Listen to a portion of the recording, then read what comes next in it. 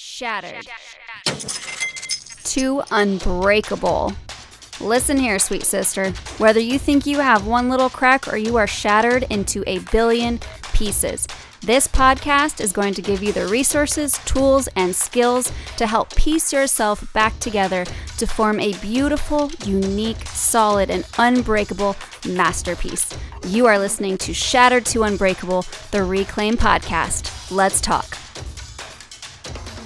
Welcome back to another episode of Shattered to Unbreakable. I'm your host, Brandy Babin. I have Aubrey Fowler with me, the famous, the beautiful. But we also have a really fun guest today. Ann Kent is here with Peas and Hoppiness. Isn't that adorable? I love it. I love food sounds. Yes, she's going to tell us how she got started in food and what her credentials are. And then she's going to give us some really great tips for wrapping up our productivity series. So how to make sure you're eating well on a really busy schedule. So it's like schedule budgeting. That's what we're doing. Okay. And great analogy. Yeah, I love it. Tell us about your journey to this food industry. I love food. I think that's really important because when I tell people that I'm a dietitian, a lot of times that translates as like, I'm the food police. And that's not it at all. When I say I'm a dietitian, what I mean is that I love food so much that I made it my full-time job. I love that. Yeah. So I grew up on a farm in central Kansas and discovered it being a dietitian actually in high school. My senior project was to create a cookbook. Ooh. And so I've been testing recipes literally since high school.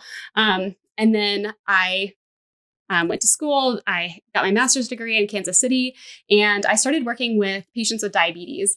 And when I was in the clinic, I found that there was like these three kind of like silos that exist around food. So there's agriculture, like how is the food grown? Yeah. And then there's cooking. How do you cut an onion? How do you make a meal? And then there's nutrition. I was, working with patients with diabetes, and food is such an integral part of the treatment of that disease specifically.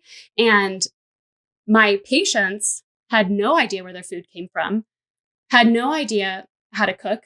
Many of them did not grow up cooking. And so it was like, I have no idea what an onion looks like, let alone what to do with it. Wow. And then didn't know how to nourish their bodies. And so fast forward to now, I started my blog, Peas and Hoppiness, with sort of the very lofty goal of uniting those three silos, or at least being part of the conversation about how do we integrate these things. And so when I quit my full-time job in 2019, I launched my meal planning app. Now it's an app, then it was just a service, but I launched my meal planning app with the goal of helping people on a really individual level to link those three things. So when I plan the menus, I plan them around seasonal produce to help people get connected with local farmers or understand just seasonal eating and what that looks like. Right. I break down recipes to a really readable, understandable level. So even if you've never cooked before, you can follow the instructions and make the recipe. I include instructions for how to prep each of the vegetables in there to help make it more accessible. And then I balance the recipes for you. I make sure that they're delicious, but also that they have all the nutrients you need. Because that was such a big, overwhelming piece that my patients were struggling with. I was like sending them home with random blogs to follow or cookbooks to find. And it was just like, they just eat pasta all week. If they didn't know how to cook, it was like, I can at least make box mac and cheese. Yeah. But that's not great for blood sugar levels when it's like all the time. Right. And so I created what I didn't see out there. I love it too. I just downloaded the app last month and I realized, and I'm sure we'll get into this, but I realized it wasn't meal prepping I was hating. And it kind of goes to what you were talking about, Aubrey, when you said break down what you don't like doing and see which part of it is actually the problem. Yeah. It was deciding what to make. It's not, I don't actually hate cooking and I don't actually hate meal prepping and I don't actually hate chopping vegetables, although that kale about killed me. But I have really sharp pre-chopped. That's true. And it was pre-chopped, but I chopped it more. So yes, I figured out that what I hated about meal prepping was deciding what to make. And as a mother, like my parents, it's not like they never fed us. Like they cooked. My dad made all the staples, but it was all the staples. It was like meatloaf, canned green beans, and sometimes it was mac and cheese and hot dogs. Yeah. It was just kind of like cook whatever you feel like cooking. There was really not a plan to a balanced diet. And I was a stubborn child and basically said I didn't like anything he made. And I would just try to eat a bowl of cereal for dinner and breakfast. And then lunch would be cafeteria food at school. So I didn't learn very well. I went to school and I learned kinesiology and personal training, and I kind of learned about how that should go.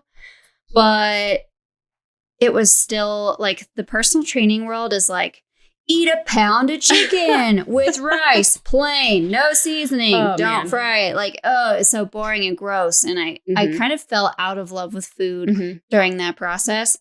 But when I downloaded your app, and basically she was like, I have this app where I'm like your personal dietitian and everything is mapped out for you and it's easy and there's substitutions. And I was like, this sounds like heaven. Sign me up. So I got a free 30 days, which all of you listeners also get this free 30-day trial. Use the code RECLAIM30 and you will get that. So we'll drop that all in the show notes. But when I finally was like, okay, this all looks delicious, and you get to pick what you like. Like there's some things where I'm like, I don't know if I like that. And I just delete that and like add another one because you have a whole library of recipes for that week too. And you also have substitutions. I may be getting ahead of myself here, but I'm just very excited. I'm so it's fun to hear you talk about it. I'm like, yes, that is what you're supposed to do. But you have substitutions for people who have allergies, diabetes, celiac disease, like maybe gluten-free, dairy-free, and people who just have preferences on diet, like vegan or whatever. And vegetarian, so it's nice. It's just nice, Anne. I'm so glad. Yes. Yeah. No, that's like the thing that I have heard over and over is like, I just don't know what to eat. Like, I'm just like, just tell me what to eat. And that's what my patients would say. Just tell me what to eat. Yeah. And as a dietitian, I know that me prescribing a meal plan is not going to work. Right. Like, it doesn't work. We like to think it'll work, but we want it to. Yes. It would be nice if it were that simple. I had patients who would be like, just tell me a list of things I can and can't eat. And I'm like, well, first of all, I mean, you're going to hate me if I do that. Right. Like, that's actually not a great way to live your life. But also you need flexibility. Yes. So, and certain calorie counts. And like when you get into all that, it's just very hard. It can feel really overwhelming. Yeah. And I think, honestly, I don't know, maybe this sounds trite, but I think nutrition is actually less complicated than we like to make it. But because we live in a world of diet culture and we live in a like commercialized world where everybody is trying to sell you something, they oftentimes overcomplicate things. Yes. There are a few people scare tactics. Yes, absolutely. Like there are a few people who may benefit from counting their macros, but most people do not need to do that. Right. And it just makes you anxious and makes you feel overwhelmed and makes you feel like you're failing when you can't do it. Absolutely. And, I always tell my patients or my clients now that like there are a handful of people in the world who can drop everything that they're doing and follow someone's prescribed meal plan. Those people usually are incredibly rich and have personal chefs. And so if you do not fit in that category, you probably shouldn't try to follow someone else's meal plan. Yeah. Heard that. So thank God for peas and hoppiness. Well, and I love what you were just saying, because like that is totally like you get it. Like, so I call these meal guides instead of meal plans. Yes. Because the first thing you should always do is delete what you don't want. And people, I think I've had a lot of clients or friends who are like, ooh, like I shouldn't be quoting, I'm using air quotes, like I shouldn't do that. I shouldn't take something off. And I'm like, yes, you should. You are the author of your story. You can do that. Yes, you have the bottom line. I am here to help you and give you inspiration and an outline. I'm not here to be the food police. Right. God, that's so true. Yes. And there was times where like I accidentally bought the wrong thing. It was supposed to be quinoa and I got couscous. Great. I was like, I didn't do it right. And you were like, no, that's a great substitution. It's fine. So, and it's not so rigid. And I think that's what I'm hoping people take away from this. And so we're going to take a quick break. But when we come back, you can kind of tell people about like rigidness versus understanding what's going to work for you and how we're going to fit this into a busy schedule. So we'll be right back after we hear from our sponsors, who I heard are really cool this month. What if I told you you could make a bigger impact, get more done, and also feel confident and energized while doing it, no longer exhausted or distracted by the world around you? Through a series of streamlined systems, we have designed the Peace Out Burnout online course, where we help you create aligned habits and achieve massive goals, especially for you high achievers out there that are tired of the exhausting yet falsely glorified grind. The Reclaim strategy is hands down the best system for sparking your true purpose, eliminating distractions and burnout, and streamlining your progress to those dare to dream goals now. Inside of this course, you are going to have access to our signature dump and bump method of decluttering and detoxifying everything you didn't know was keeping you on repeat. You'll also learn our Tears Tell a Story strategy that teaches you to use your body's cues to uncover your true, authentic purpose. And you'll also hear about our trademarked goal diversification strategy to reverse engineer your massive goals into aligned habits and streamlined progress that get you big wins now. Go to stan.store/reclaim your story now for the Peace Out Burnout online course. 8 proven steps we use to build aligned habits that make even your most massive goals attainable. And welcome back. That's my favorite part. I love that. Okay. So we're going to talk about busy schedules because the women who want to save the world seem to be doing so much that they don't even have time to save the world.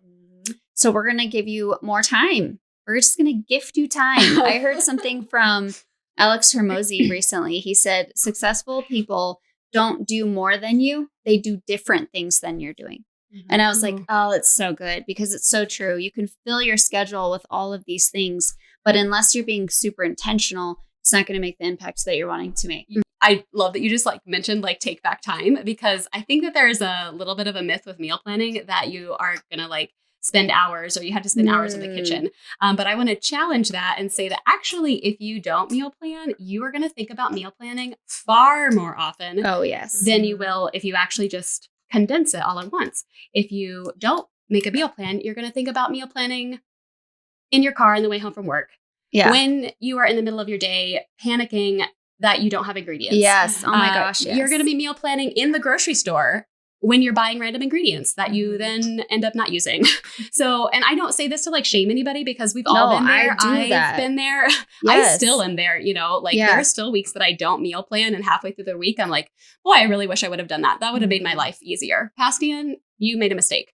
Right. So it's okay. We just learn from it and move on. But if you can get into a rhythm of meal planning, and whatever that looks like for you, it does not. One thing I love about your podcast and your message is take what works for you and don't do the other stuff. Don't do the other stuff. It's fine. Yeah. Yes. And so we were just talking about meal prepping before this. And I am not a meal prepper. Maybe I think that that's assumed when I say meal planning a lot of times is oh, you must have all these nice little containers in your refrigerator with all of your chopped up vegetables. And I do not. That is never that is not my flow,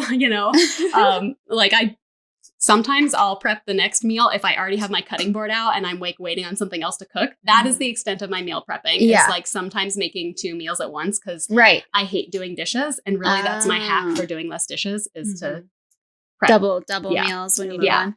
Yeah. Yeah. So anyway, that's my plug for actually sitting down and making a meal plan is that you are meal planning because you have to eat. Everybody has to eat.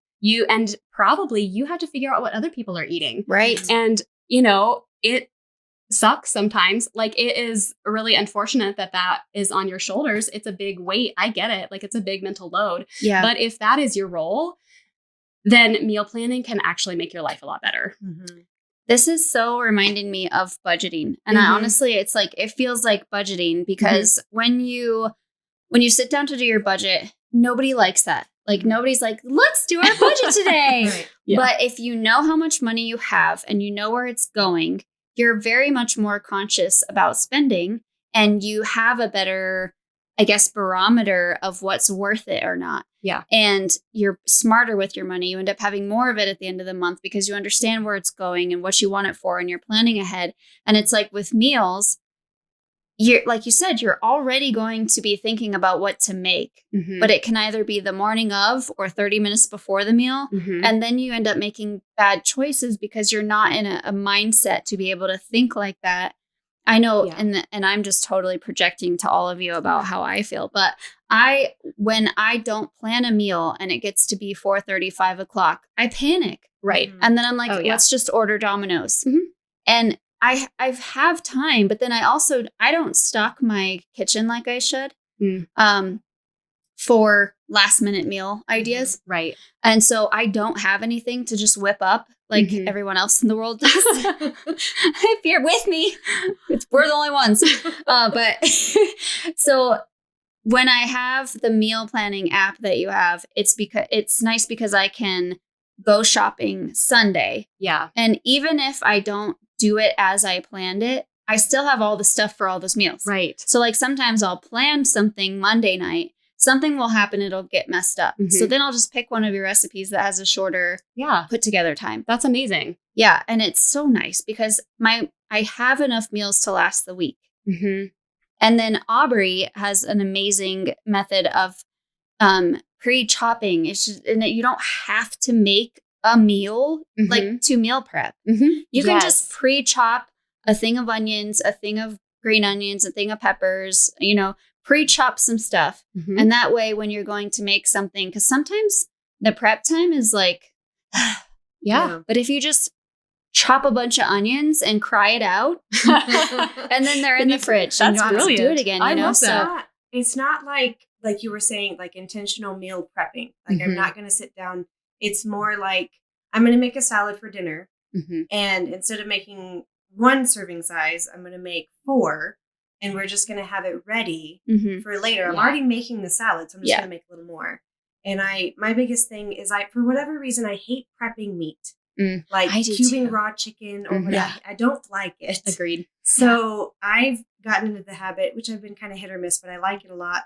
We were talking about beforehand, is I'll make like a roast that's 2 or 3 times bigger than what I need for a meal. And then I'll just do different things with beef, like a stroganoff or a shepherd's pie or something throughout the week. And one of my favorite things to do is make a roast with the fixings, like roasted green beans and mashed potatoes. And then you put them all together and it's a shepherd's pie. There you go. It's brilliant. Meal. I love it. So it's just kind of meal prepping, but it's just cooking more of what I was already going to cook anyway. Yeah. It's so true. And then I loved like when you have, because you're going to have new meals for them every week, but then you can like save your favorites. Yes. And things that you've really liked. And you're like, I don't want to lose this recipe. You also have a way to print out a meal plan that you can fill in. You also can print out your meals that you picked. And then there's a grocery list. Can we talk about this grocery list? This is freaking amazing. It saves me. Yeah, it's honestly, it's changed in my world. I've gone from like 45 minutes of meal planning because I used to have to like test recipes and like I wasn't doing my meal planning because I was creating the meal plan. And now that I've tested all the recipes, I'm actually following the meal plan. And so now on Sunday, I can be like, everybody's watching football and I'm like on the couch, not really paying attention. And I can like flip through a couple recipes and I'm done. It's like the fastest. Yes, I totally agree. The grocery list also has been revolutionary for me. And not only that it's a pre-made list of everything you need, but it's by department. You don't have to go look for anything. It's all by department. I'm like, I think the heavens have just opened up. Oh, this is bringing me a lot of joy. I'm so glad that this is so helpful. Well, God, it's so helpful because when I'm trying to plan, first of all, not balanced. Second of all, I don't know.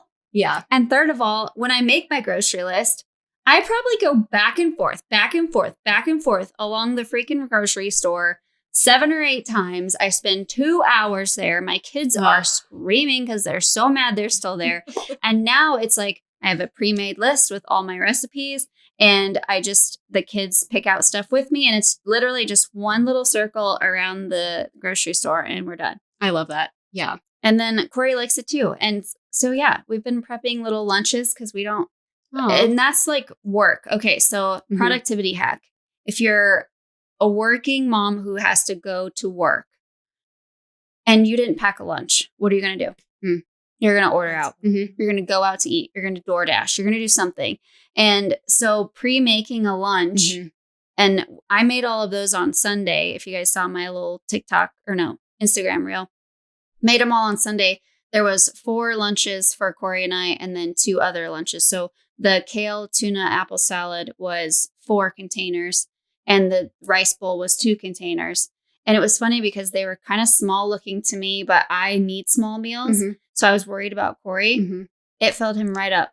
Yeah. So this is the beauty of having balance in your plan, is that you end up feeling full and satisfied. You know, I'm using tons of spices and herbs and different cooking techniques to bring out the best flavors and vegetables. Yes. And so like you're eating this meal and you're like, I cannot believe that this is like half spaghetti squash. I can't believe that I'm eating so many vegetables right now because this tastes so good. Yes. And like that is like the bliss moment that I want to bring to people, is that no, healthy eating should be nourishing for your body and for your soul. Yeah. It needs to do both. It does not have to be one or the other. And it does not have to be crazy hard. It does not have to be, it can look however you want. So like it's really cool to hear how you are using some of these to meal prep, but you don't have to meal prep all of your meals. No. You can just do what works for you. Exactly. Yes. I'm having flashbacks to that one book that I read. Aubrey, we did a podcast on it. You might have heard it. It's I'm so effing hungry. Is that what it's called? Tired. I'm so effing tired. There's 2 of them. There's I'm so effing hungry. I'm so effing tired. Okay. By a doctor who specializes in gut health. Love her and everything. And the meals taste really good, but they're extremely high in fiber. Every single one of the meals is extremely high in fiber. I was also drinking a gallon of water a day, and I'm 110 pounds. Not a good idea without electrolytes. Man. So I looked like one of those starving children from Africa. Gosh. My belly blew up. I got super constipated. It was a nightmare. Yeah. So I quickly learned how an unbalanced diet can affect your body and knowing what's good for you. So can you give us a couple of tips on, like, obviously Corey shouldn't be eating the same that I'm eating or whatever. I'm smaller. Anyways, so what are some good tips for them to have resources with knowing their body and diet restrictions with your meal plan also? So the meal planning app is really not designed to be a prescription for like how you should be eating. Okay. So I practice nutrition from an intuitive eating perspective. I'm in training to be a certified intuitive eating counselor. And a big part of that is it's a big word. It's called interoceptive awareness. And it's where you can understand how you're feeling in your body. And specifically hunger and fullness cues. Like that's a big part of it. And a lot of us maybe assume that we understand hunger and fullness, but most of us don't. Right. Because diet culture disconnects us, our schedule disconnects us, distrust in our body disconnects us from those hunger cues. And if you are not used to honoring them, you might not know how to listen to them. Gotcha. So that's really the answer to like how much you need to eat is, and it's going to be different. Your hunger is going to be different than Corey's. It's going to be different than mine. Right. And it's going to be different day to day, depending on how active you are, or maybe what time in your cycle it is, or like, what other stressors or how much sleep you got. And so, so this is sort of like offering you the what. It's taking away that question of like, am I getting all of the nutrient needs that I have and getting enough protein? But it lets you answer the question of how much you need. Okay, I like that. And one of the big questions that I get is like, well, like, how do you figure out the portions? And I'm going to say that it's kind of an average of the people who are around my table. And around my table, I have myself, a 36-year-old, not huge person, my husband who is bigger than me and has a bigger appetite, my stepson who's 14 and in sports and eats like 2 to 3 people. Wow. And then like my parents who are, in their 70s and whose appetites are lower. They don't need as much food. Sure. And so it's like an average of all of those. Yeah. Yeah. So when you're planning your meals and you're thinking about like, do I need to double this recipe? Yeah. I count my stepson as 2 people, literally, when I'm thinking about that. I count my mom as like a half a person to 3/4 of a person. Right. So like I assign each person like a slightly different number. And then that's how I figure out how much I need to cook. Yes. Okay. And that's something important to note because on your app, you can change the servings to fit your family, which I think is really cool because some days I don't have my kids. It's just Corey and I. So I change it to 2. And what's really cool is there are a lot of recipes that are kid friendly on that. My kids are hit and miss. Some of them. Emma doesn't like meat. Yeah. Elijah will eat anything. Jovi will eat whatever she needs to eat to get the cake. It's an interesting mix. So on the note of intuitive eating, I am really excited because Anne has agreed to do an entire episode with all of us on intuitive eating.